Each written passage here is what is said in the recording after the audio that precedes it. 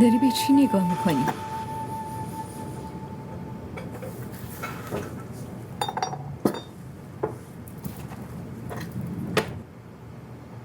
از این در میترسم.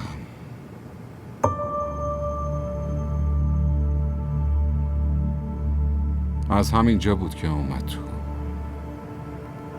از همین جا بود که تو رفتی بیرون. دانیل لطفاً.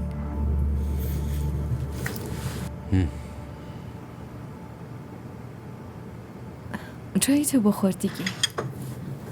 ممنون.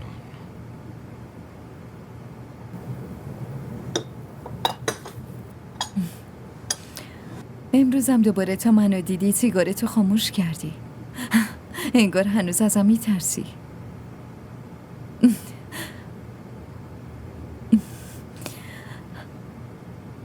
روحا میگفت خیلی خوش تیپ شدی. دوست ندارم خوشتیپ به نظر بیام.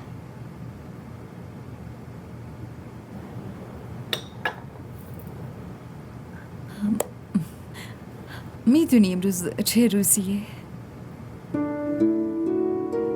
17 نوامبر. مناسبتش چیه؟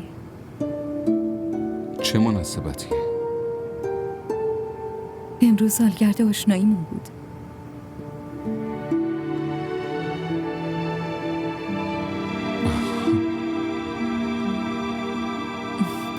یادت رفته؟ یادم نرفته. خودم اونو فراموش کردم.